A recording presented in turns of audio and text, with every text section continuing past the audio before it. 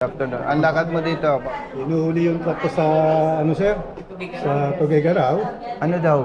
Ang nilagay doon sa ticket, ang authorized, Motor vehicle modification. Bakit? May binago. walang binago sir, ever Sa since. motor vehicle itself, May mga tiwali, tira ng tira. Tira ng tira para may huli. Brother, taga Taga, no sir, we are from Santa Rosa, Laguna. Yung truck, bumiyahe ng Tuguegarao. Oo, doon nahuli. Doon na hinuli ang truck. Kapatid, excuse me, hindi lang yun sa kanyang concern ko. Nakalagay dyan, 2022, revoked for 2 years. Kaya 22, 23, 24. Na-check ko na to Hindi actually. nag-automatic yung system. Yun nga po, kaya in-endorse ko siya kay Ma'am Annalyn ng ICT. Pero ang sabi, Tapos, babalikan. nag-follow up ako sa kanya. Sabi niya lang sa akin, okay na. So, hindi pa pala okay. So, ngayon pinatawag ko siya. Very good. Galing mo talaga. Siyempre. Mama sa'yo. Relax. Hindi ko kayang sagutin ko, sir. Relax. Sige, ikaw muna. No? Yung pala, in-assist yan ni ma'am. Brother Matt. Yes, boss. In-endorse siya. Pero hanggang ngayon, negative pa rin. Napakinig mo yung interview ko, ha? Marunong mag-Tagalog yan. Kasi dito, pag may Chinese blood ka, at hindi ka makipagsalita ng Tagalog o English, hindi ka pwede. Oo, revoke ang lisensya. Kaya in-interview na kita habang karap siya. Baka magduda pa eh. Di ba? Dapat yan, automatic lifted eh. Tapos pag magre-renew ka, kung may iba pang requirements, doon lang Kasi i-advise. doon sa nagre-renew ako, lagi sabi nila may problema sa yung driver license ko. Tama nga, sa Pero system. hindi naman masabi kung anong problema. Kaya nga. Eh paano kung ito ay taga Cotabato City? Tapos kung ito ay isang hamak na driver lang, yun ang problema natin. Pinatawag ni ma'am yung taga-opisina, hawakan mo. Sir, yung huli.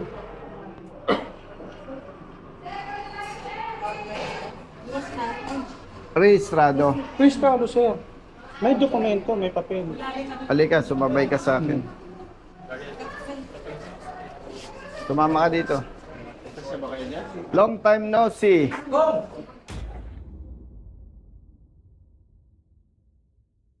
Nalungkot ako eh. Ano nangyari?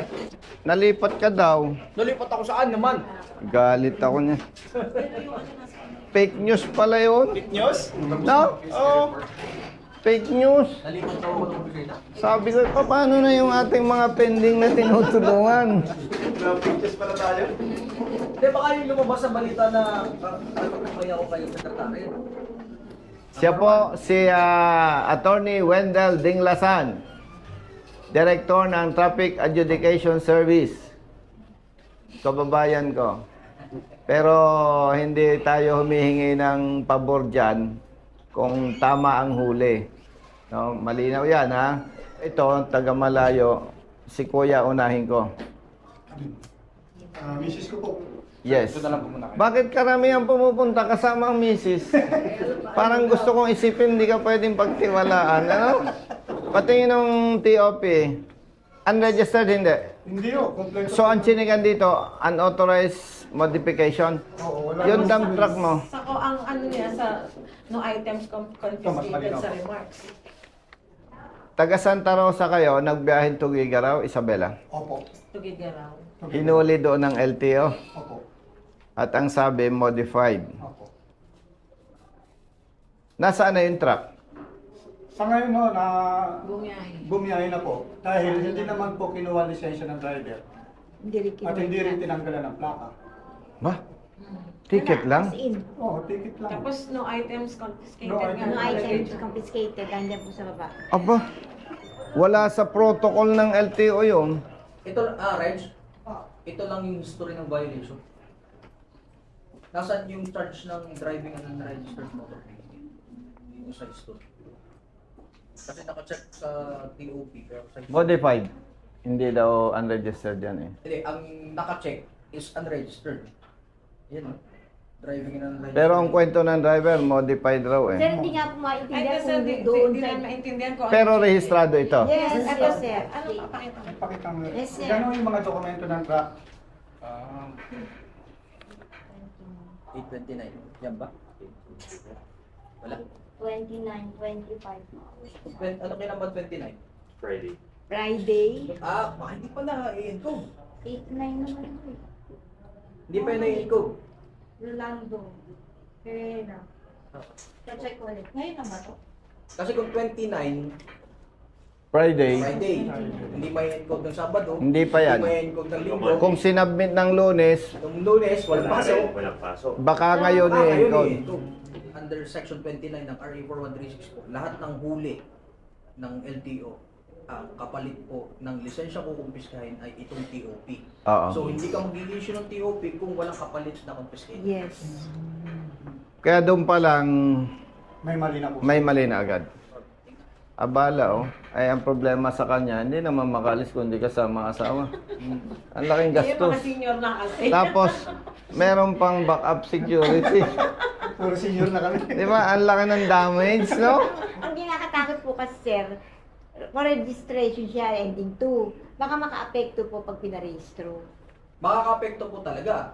Kasi Ito- naka-alarm yan, kasi may huli. Kaya Ah. nga po, sir, kaya lang hindi maipaliwanag. Apo. Tingnan natin yung violation history. Most probably baka hindi pa po siya na i-encode kasi nga hindi man holiday. Cancellation of work kahapon eh. Friday na huli, Sabado, Linggo, Lunes, walang pasok. Martes, supposedly, ngayon ang encoding. Ay kung nandun pa sa ilalim. Kailangan mo nang tingnan. Oo. Baka maganda, ano muna natin habang hinihintay natin. Oo, So, ligtang. kami muna dito, sir. Sige po, doon muna kayo. Ay sir, inyo po. Salamat po. Habang kayo naghihintay, isipin nyo na lang na kayo nagkakape. Wala po kami kaping dala eh. Kaya nga, Pero po dito, sino ba? isipin na lang. Ay kuya, diyan ka na muna.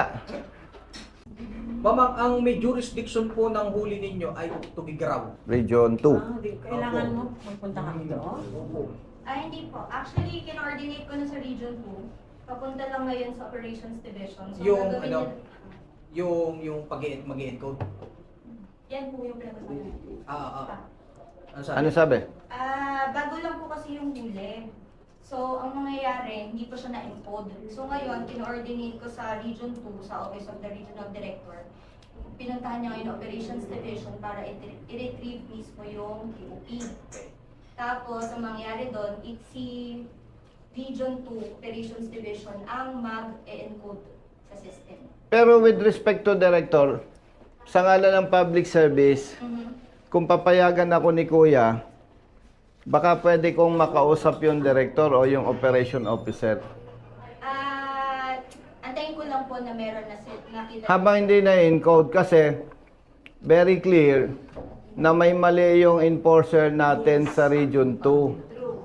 The question is, ba't di siya nagkonpiska ng lisensya kung tama ang ginagawa niya?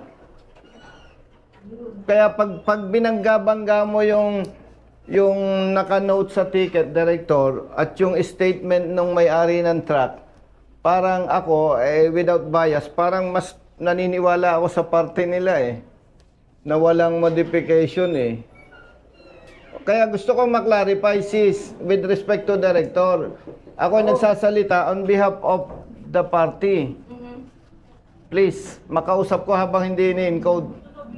With respect to director, kaya gusto kong makausap yung concerned office. Baka naman pwedeng ma-hold pa. Ibig sabihin, kung may nakikitang grounds talagang hulihin, so be it. Tama. Pero baka may mali, ay ma-hold para huwag lumaki ang problema. Hindi okay lang kami, ma'am. Okay lang Ganito ko, kami. i-check muna namin kung kahit hindi ito umabot ng Region 2 kasi pwede namin i-check kung Yes. registered Ay, o yes, hindi. yes, sir. Yes, sir. Kasi yun ang Ang concern ko, baka ma-encode agad. Hindi siya tungkol sa encoding na violation. Tungkol yan sa whether or not naka-register. Hindi, ibig ko nga sabihin, baka ma-encode agad yung...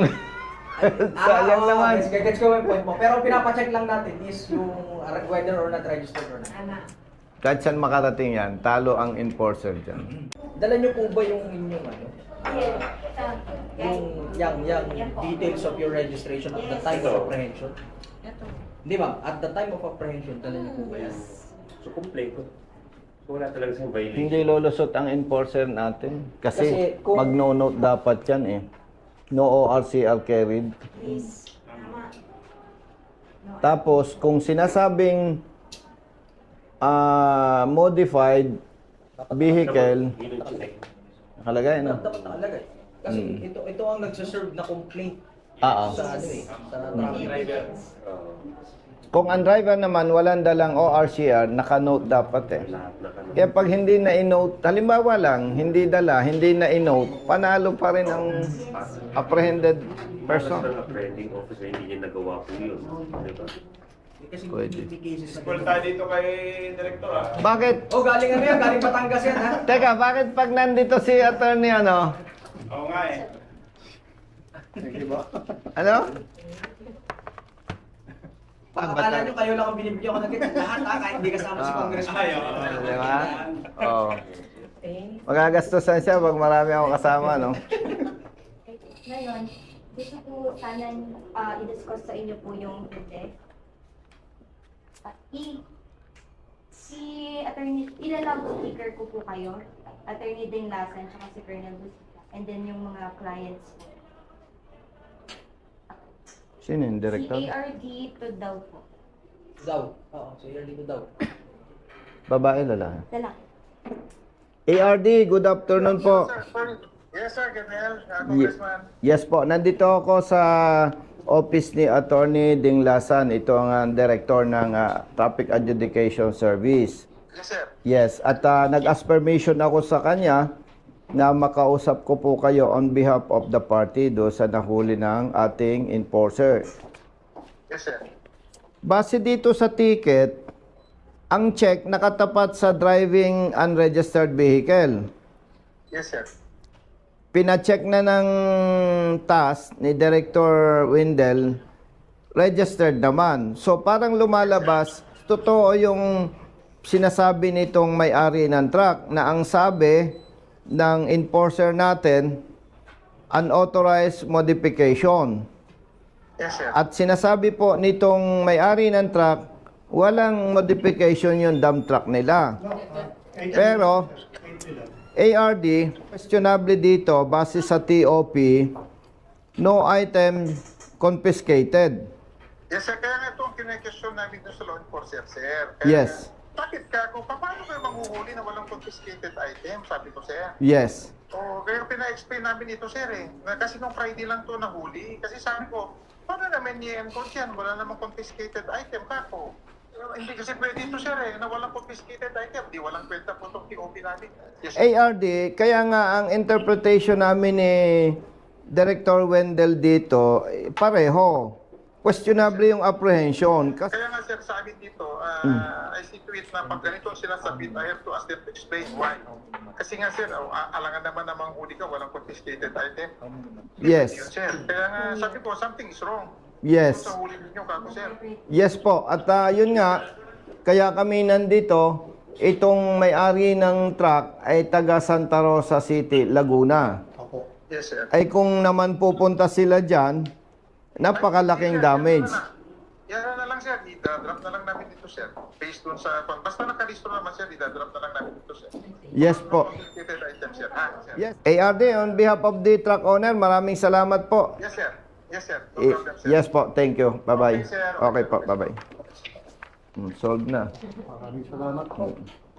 Thank you, Director Wendell. Okay na, 1-0. Picture po kami para Picture tayo dito. Mapanatag na kayo dyan. Na mariresolve. Na mariresolve yan. Camera share ako. Okay po, smile po. 1, 2, 3. Okay, yan. Last one. Si Ma'am Rage.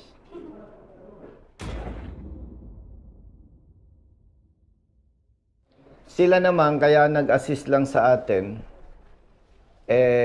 jurisdiction ng Regional LTO 2. At ang maganda lang itulong nila na i-connect tayo. Okay na po yan. Sige. Maraming salamat po. Solve na ang inyong problema.